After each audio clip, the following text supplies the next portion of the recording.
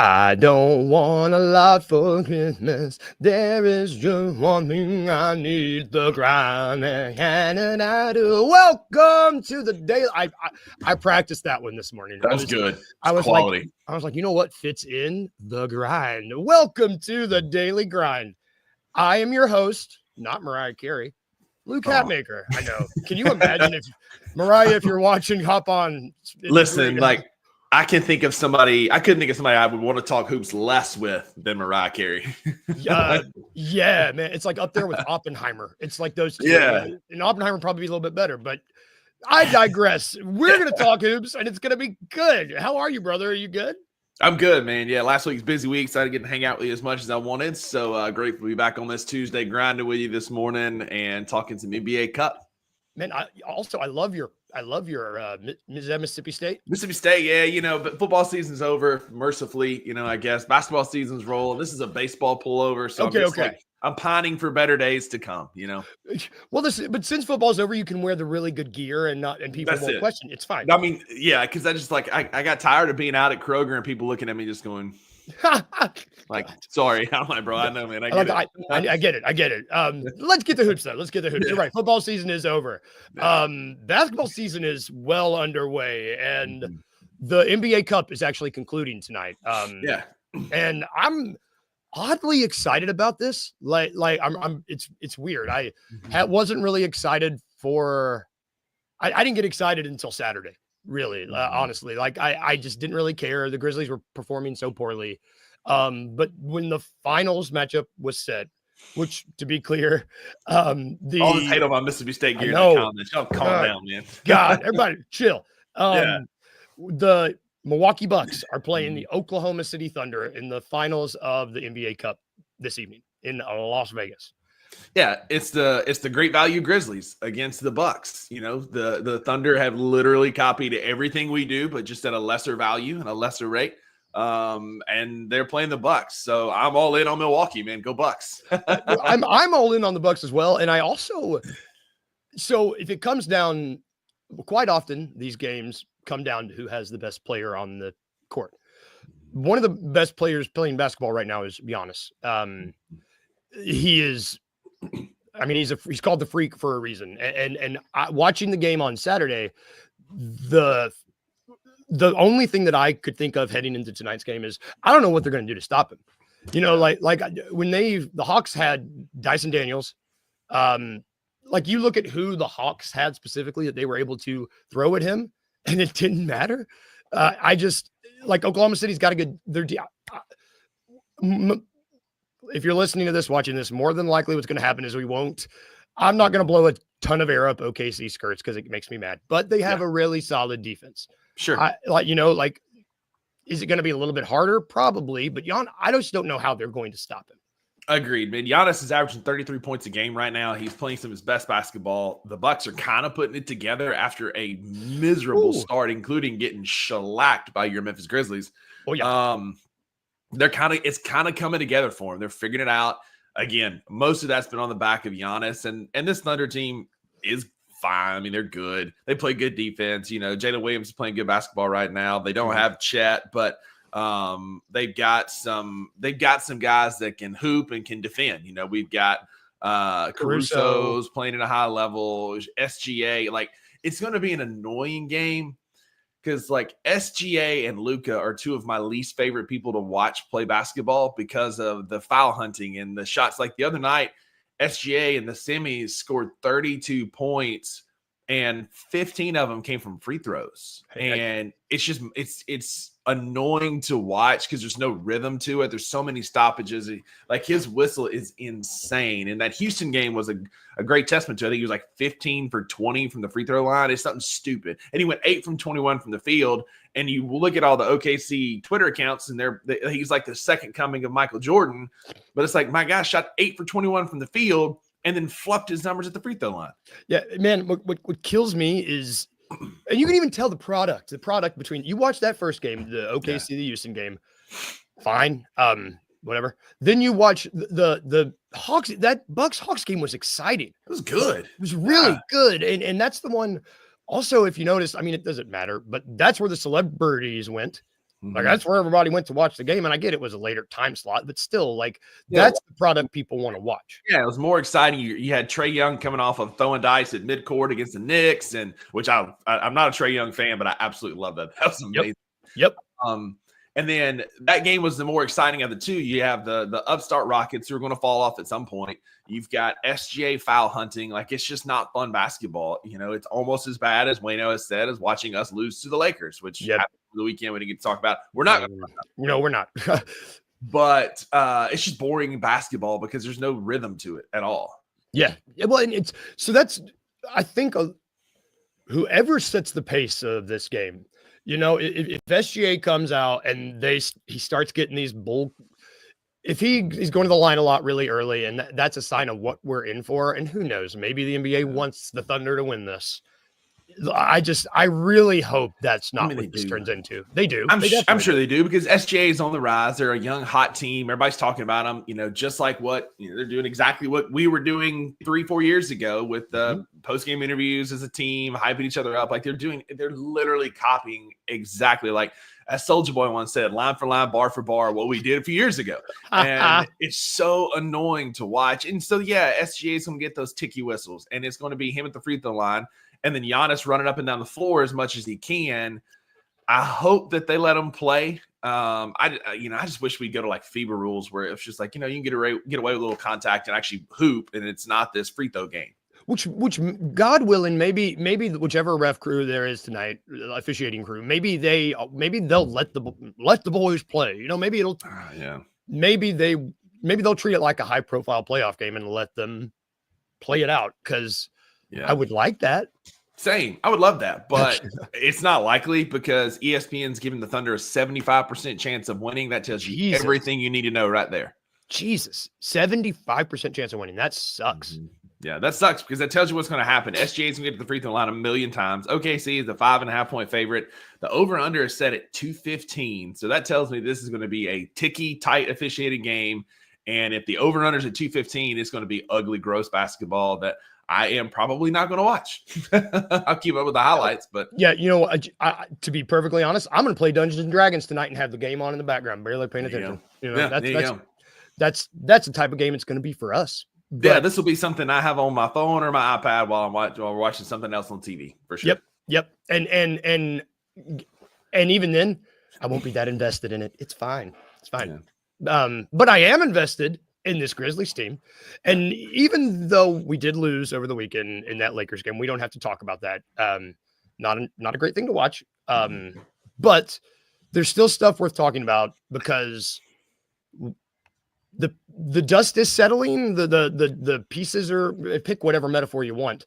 Guys are coming back, and we're getting to the point where we really need to start figuring out solidifying the pieces of of the rotation.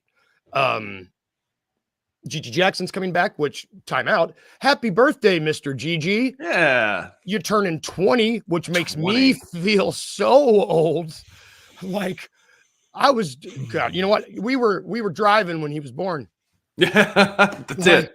That's old, man. God, yeah. It hurts my heart to know that I am literally 17 years older than Gigi Jackson. That's wild. I saw the update on my phone and I got really excited. And then I saw the age and I was like, my whole body just crushed down. But anyway, he's coming back. There's a lot of things that need to be considered. Zach Edey returned and he had a double-double in his return.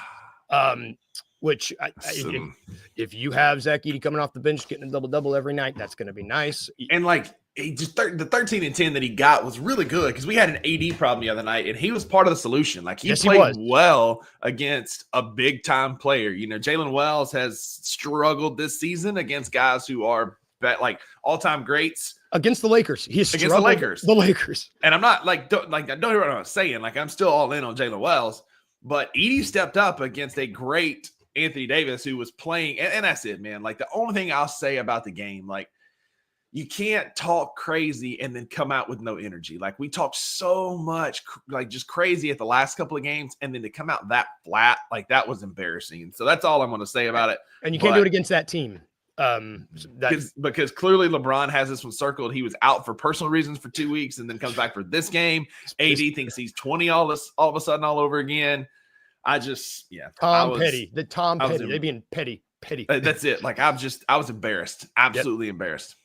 But that's all we're not gonna talk anymore about it because Edey was not embarrassing. You know, like if he, as we figure out the rotation, because trade deadline, well, not trade deadline, but people can be traded now. The December 15th was the deadline where, like, Luke Kennard. Happy Luke trade day. Luke trade day. It's people can get traded. And as such, Dennis Schroeder got traded. News is flowing out from everywhere who's open for business. I mean, we're being linked, and the Grizzlies are being linked to a lot of guys. So we got a lot of content about trades coming up this week. Yeah, it's awesome. And the Grizzlies need to figure out what's happening. And with G.G. Jackson coming back, where is he going to fit in this rotation? I mean, like, because in the starting unit, Desmond Bane has not been playing very well. And there's just a lot of moving things that need to not be figured out necessarily, but I mean, I think I believe it was Fast Break Breakfast this morning said Desmond Bane has had more single-digit scoring games this season than he has combined in his previous. There's a lot of things to think about, and I guess let's start with Edey. Edey continues. Would you keep bringing Edey off the bench? We'll keep this an easy question so we don't run long. You would. I would as well. Would you? I think employing him the way we did against the Lakers was how 100%.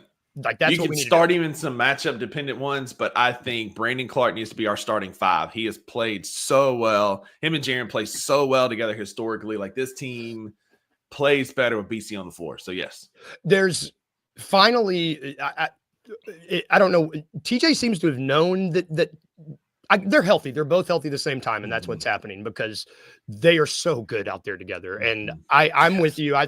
Edey needs to remain. Like, not a break in case of emergency, but like a really awesome hunting rifle you bring out to go get, like, let's get this to go take down that, I don't know, rhino. Don't big game, don't big game hunt. That's weird. But I don't know, like a big thing, like he's a big blunderbuss that you bring out to put something down. It's the T-Rex gun that Chris Pratt has in Jurassic World movies. Like, it's that big thing, you know what I'm talking about? Like that gun, you know what I mean? Yeah, that's Edey. It's a gun. So what about this? This isn't even Jalen. Oh, man. This is so nice. Man, we got in the studio this morning. We got all these new features. Shout out StreamYard. Like, gone for one day. This is great. This is amazing. I can actually read that with my old ass eyes. But anyway, yes, I agree with this. And that problem's going to take care of itself. It's not a problem. Like, Jalen Wells is still a upper echelon rookie. He's playing well outside of some of the big pressure moments. All rookie team, most likely. Absolutely. But when you've got guys like Vince Williams Jr. coming back, GG coming back, both those guys are going to log significant minutes at the three. I think that eventually our starting lineup is going to be Ja, Dez, Vince or GG, Jaren, and BC. 100%. Okay. So that's who, because I don't think you move Dez to the bench permanently. I don't know, man. I don't hate that idea at all. So who do you if you bring him off the bench, leading the second unit, who do you start over him? Vince and GG. You Vince start them both. Unless the only other way would be if there was a trade. And I've been kind of both sides. After the Laker game, I'm leaning more we need to make a trade because we just need another bucket getter and some experience. And so I hope that Zach Kleiman did not let that Brooklyn Net team out of the building last Friday night without having a serious conversation, hopefully around Cam Johnson, at least DFS. But, like, barring a trade, that would be it. If there is a trade, like a lineup of, Ja, Vince, Cam, Jaren, BC would be more ideal. Yeah. So as the dust has settled, we've been, you and I, Uncle Buck, we've been having conversations. What do you do when these guys come back? Like, where do the minutes go? And I have been hesitant to say start both of them. But it's getting to feel like that's the easiest answer, man, is to start Vince and GG. Yeah. And have Des be the most overqualified six man, And I want to talk about that. This is a hot topic on Twitter yesterday. Like, I understand, like, yes, it's potential. Yes, GG was on a bad team last year, but, like, go back and look at some of his slashes against the better teams that we played last year. I don't know if y'all remember, but right before the All-Star break, he murdered Milwaukee. That's where we got I've got the shirt with his face on it, the OMGG shirt. Shout out Anthony Sane. Like, That's It's where on we got prime that time. moment. At prime time. It's The awesome. Lakers, he had like 18 and 8. Like he stepped up in big games. He did like things that we haven't seen other than like Katie, Kobe, LeBron. Like those are names that he was being mentioned with last year. So yes, the potential is scary. Yes, where does he fit in? This dude hadn't even played with Ja Morant yet. That's what I was going to say. And Ja makes people around him better. So this idea that all GGE is potential and scoring on a bad team, get out of here with that mess, man. I'm telling you, like GG is going to fit this offense so well. He's 20 years old, but I think he's going to understand where he fits on this team. Man, we are linked this morning because I was just about to say, he's not played with Ja. Like he's not played with him, and the player that in this league that makes everyone around them, And he can make Zaire better. He can make Gigi better. And Gigi was a better defender this summer than he was last year. Gigi, I see your comparison to Santi on the defensive end. I wouldn't say he's that bad. This summer was better before he got hurt. I do want to see him move the ball a little bit. If there is a concern, is that he can be a bit of a ball stop. But again, when you're on the floor with Ja Morant and this new motion offense, it's hard to be a ball stop like he was on a bad team last year. Yeah. I just don't. With Vince and with Jaren I like flanking him. I just also think that kind of, if he's average, I just think that kind of makes we don't need him. That's it. Even if we got Cam Johnson, like we're not looking for a guy who gets you 20 and 12 a night. Like we need a guy who gets you 10 to 15 points, 8 to 12 rebounds like that. Like we don't need somebody to come out and try and get 20 shots. Like you just need to be available for a jaw kick. You need to play some defense. That's where Vince comes in. And if you're not ready to hand him the starting gig yet, Wayno, then let's let Vince start for a while if Dez is going to still start, which he probably will. Like at least for a while. I'm just telling you, like y'all need to be prepared for a world where we have Desmond Bane as a overpaid six man, because like that's the way he's trending right now. He's not playing super well. So maybe we try it temporarily, but like there's a way to there's a path that we have Vince and Gigi starting and Dez being that six man. Which is, that's okay. Like if he's the most overqualified six man, I'm okay with that. I hope he would be too, but I don't know. I certainly think Vince is going to start. I think that we need his defense. We definitely need his defense and his scoring ability. And then Wayno here talking about Santi in the comments. Did you know that against teams that are above 500, Santi leads us in every statistical category? Nobody played great against the Lakers the other night, but he leads in every statistical category against teams that are 500 and above. Saw it on Twitter yesterday. That's all I'm saying. Some stats just make you chuckle, and that's one of them. That's one of them. God. Santiago Aldama. Man, and it does. I don't know. Somebody feels like they're going to get traded. There's a lot of interest in Santi, it seems like, and rightfully so. So last question, wrapping up this conversation, like whose minutes do you see going away? I don't think Jake's playing. Once everybody comes back, Santi's minutes will go down. Jalen's minutes will definitely go down. I mean, I think Marcus's minutes are going to start going away. Luke is a break in case of emergency. Just don't go get hurt kind of player. Like he played on the team. I mean, he had 12 against the Lakers the other night. The only guy. There were two players that had a positive plus minus the other night. It was oh my gosh, blanking. It was Santi and Luke. No, it was Edie and Luke. It was Edie and Luke. I'm like, who was the other guy? Edie was a plus 12. Luke was a plus 18 when he was on the floor against the Lakers the other night. But Luke's gone, man. His contract's tradable. The only reason he played the other night is everybody else is playing so bad. And so, like, I think their minutes are going to go away for sure. Well, and Luke also has a skill set that anybody wants shooting. There's too many guys to play, and if you're going to go through Luke, Santi, and Jake, I think are gone, or not playing because people are just better than them. And like you said, I do think Jalen's minutes are going to shrink, and I just think that's because he's a rookie. Yeah, and I agree, because he's a rookie. Like there's just going to be, he's going through some growing pains, like we knew a rookie would. There's still a role for him on this team, but it's going to be less when Vince and Gigi are healthy for sure. I think of those three, the only one that comes back is Santi Aldama. Luke is too easy of a contract to move. And, y'all, and by y'all, I specifically mean my 2 Buck Sports Show co-host Drew gave me a ton of flack for being excited about how tradable that contract is. Looks like that's exactly why they did it, because, I think Luke is as good as going. Yeah, and okay, I said the last question, but we haven't mentioned really quick. We haven't mentioned Marcus Smart much. I've been reading a lot of stuff, which you're on the toilet, you're scrolling on your phone, reading. Yeah, there's a lot of stuff that's where there's smoke, there's fire, and sure. Everyone's like, it seems every team is interested in Marcus. He's a vet that provides deep. I get why teams would be interested. I just don't. I like Marcus. I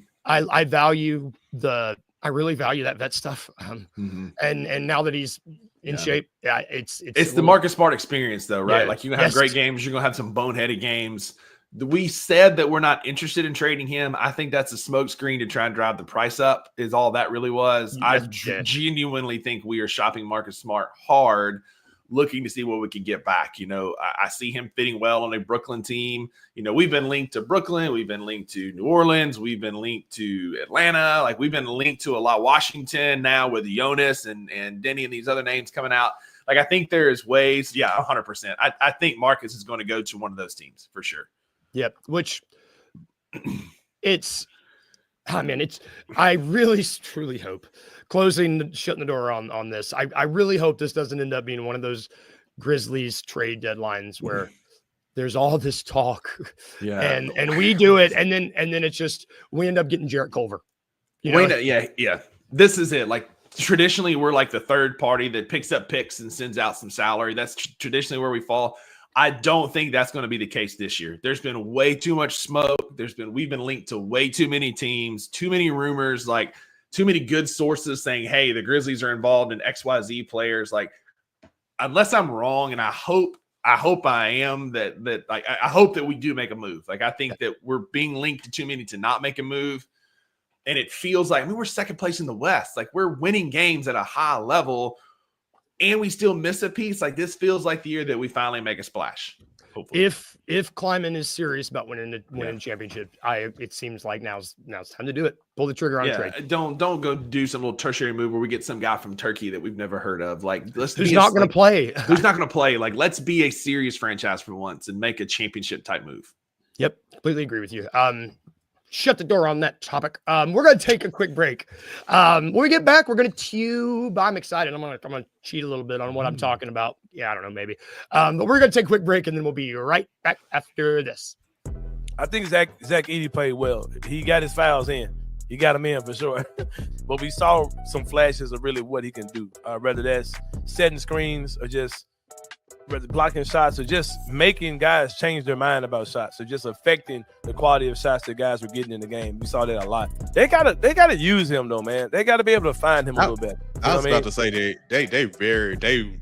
especially the whole first quarter. It was like, because I think that lob that y'all had him, that was his first points of the game. So it was like the whole first quarter, I did peep that. It was like, all right, I see everybody else attempting 5+ shots. Right. Y'all got to find a way to give Zach Edey something, like at some point. Everything was running well last night, right? The offense was flowing well. It's going to come a stretch of time where they're going to be stagnant. And at that time, that's when I expect them, okay, hey, let's run a post play to Zach Edey. Tune in to The Anthony Sane Show, Wednesdays and Fridays at 12 p.m. weekly on the Bluff City Media YouTube channel.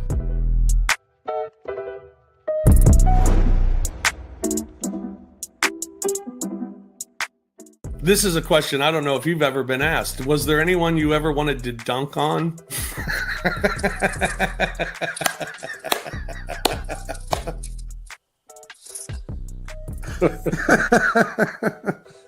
I'm sorry. I'm sorry. I'm glad you haven't getting a big kick out of that one. I think you've been waiting all day for that. Just waiting all day to get that little jokey joke in. Oh, you got a joke. But yeah, I always wanted to dunk in the game. That's what I wanted to do. And it didn't have to be on anybody. I wanted it to be off of a missed shot, like on an offensive rebound, so that everyone's around or in the vicinity when it happened. Did you ever dunk in practice and get overly excited? Yes. and everybody be like, well, are you going to do it in a game? I'm like, no. Tune in to the Night Court Podcast with your hosts, Rob Fisher and Brevin Knight, on the Bluff City Media YouTube channel.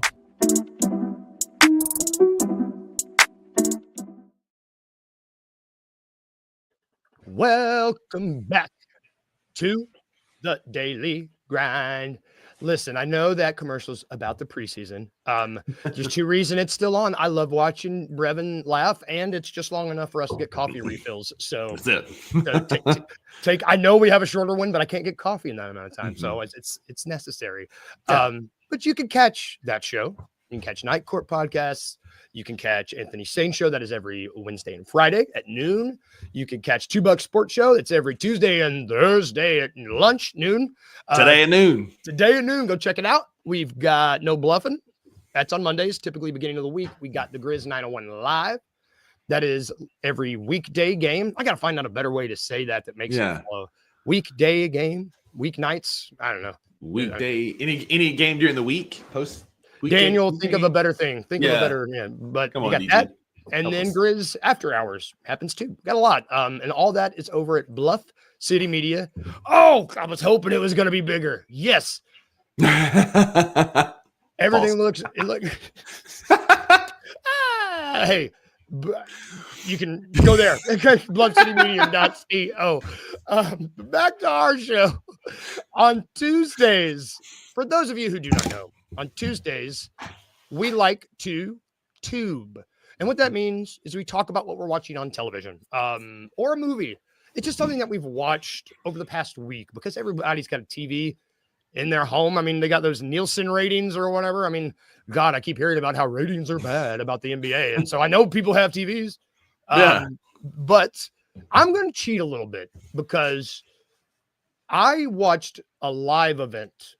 That's what I want to talk about because I went to, you might have watched it on TV. I went to the Tennessee Titans and Cincinnati Bengals game on Sunday. Sadly, it was Yeah, ugly. see, you might have watched it. It's not that it was ugly. It might have been the sloppiest bit of football I've ever seen in my entire life. I watched Will Levis is your quarterback, man. I watched most of it on the big screen. So I was tubing. Mm-hmm. It was so bad he got benched. If you didn't, you watched. And when I tell you the crowd erupted in cheers when Mason Rudolph came out, they were so happy to see him see Levis get benched. The best thing for me about the game, this is why I wanted to talk about it. Last time there was a game with over 10 turnovers and at least 20 penalties was 2006. And, the team that did that was the Rex Grossman-led Chicago Bears, baby. Let's go. Super Bowl bound Chicago Bear team. Yeah, I know bad football, my friend. And so I watched a lot of bad football this week, and it was fun. Yeah. How about Yeah, you? thankfully the Will Levis experiment seems to be over, thank goodness, because this is the least interested I've been in football in a long time. Mississippi State was bad. The Titans are bad. Everything in football is bad. It's officially basketball season. They have a Mayo meter at the That's live awful. games I'm that over it, man. gets the noise. It's the most. It's distracting, quite frankly. Yeah, I mean, and by the time that they did the Titan of the game in the fourth quarter, and he's got to hype up the crowd, it was like 98% Bengals fan because everybody else had left because it was just abysmal. Oh, dude, there were so many Bengals fans. Oh yeah. Anyway, so I'm done. Sorry. Football season's I'm over. Basketball sorry. season. Yeah, wow. Anyway, so two things. I watched two things. So first, my dad and I watched Jason Bateman's new Netflix movie, Carry On. Is it good? He's So the bad good. guy? So good, man. Okay, It's sinister. Like it's very unrealistic. It's very cheesy, but it was good. It was entertaining. Like he's so good in that just sinister role, and I enjoyed it a lot. My dad and I watched it on Saturday. I thought it was good. It's not going to be the best movie ever, but it was very entertaining for an hour and a half. Definitely enjoyed it. I was just listening to a guy talk about it he was recommending it right before we came on. So I liked it. Yeah, I enjoyed it. I thought it was a good movie. It was entertaining. Jason Bateman is so versatile. I love him, man. Ozark is one of my favorite shows. He can be funny with that Melissa McCarthy movie. I forget what Identity the Theft. Heat? Oh no, Identity Theft. Theft. Yeah. And then can be so serious in Ozark and Carry On. watch it. And then watched a Christmas movie with Maggie last night. She's not feeling the best. She's been under the weather right now. You know, this changing weather and all that kind of stuff. Dude, oh my God. But watched Love Hard Christmas movie. It's from 2021. It's a rom-com. It's one of those, you know, I consented and I watched it. And I actually enjoyed it more than I thought. Like, kind of the premise, this girl, she's going on all these dates from a Tinder profile, essentially. And she writes for a media outlet very similar, like BuzzFeed. It's called like Social Media, but it's very much like it's BuzzFeed. And so she writes about all her bad dates, and she meets this guy online in New York and flies to New York to meet him. And then the rest is the movie. And so it was an enjoyable little rom-com. It was funny. It wasn't like, oh my God, great, but it was a funny little Christmas movie. Man, life be crazy out there. Sometimes you just need to watch a really nice rom-com where you know everything in it is unrealistic and you don't have to worry about it. It makes you feel good. I get it. 100%. Listen, man, like, again, you know, Wayno, you can try and revoke my man card all you want. That's fine. Maggie was sick. I was in the kitchen making turkey and wild rice soup, chopping it up, cooking. She was watching the movie that makes her feel better. I feel like that solidifies my man card, taking care of my lady like that. So I'll take it. Hey, my lady's not here this week. I watched While You Were Sleeping, the rom-com from the 90s over the weekend. I was feeling down. I was like, I'm going to watch it. You know, I might not have ever had my man. I don't know. I'm a weirdo. I might not have even gotten it. But rom-coms are fine. If your lady needs it, if you need it, if your heart needs it, they're fine. They're fine. There are so many Christmas rom-coms too, which is nice. Oh my God, there's a million of them. Like, you can just crank through them. There's an abundance to watch. My 16-year-old nephew had a date on Saturday, and their date consists of getting something to eat and watching a Hallmark Christmas movie. And then he tried to say something. We're all at lunch after church on Sunday. They had a little Christmas program at church, so we're sitting at lunch, and my middle nephew says something about like his girlfriend or whatever, and Ty, my older nephew, goes, "Ryder, you don't have any game." I said, says the man who watched a Hallmark Christmas movie yesterday on a date, and like the table fell apart. It was awesome. Boom, roasted. If he's listening, we love you, man. Yeah. That's going to do for our show today, y'all. Thank you for watching. Thank you for hanging out with us on this Tuesday, this wintry Tuesday where the weather's messing with us. Have a great day today, guys. If you're watching the Cup, if you're rooting for one of those teams, actually, no, go Bucks. I'm going to say go Bucks. Go Bucks. Go Bucks. We're not going to talk about the Cup at all. If the Thunder win, we just won't talk about it tomorrow. Have a great day at work. Have a good day if you're not working. We will be back tomorrow. If I can leave you with anything today, just remember these two things as you go about your day. Remember to be a little bit weird, just a little bit, and remember to smile. Bye, guys. Enjoy your day.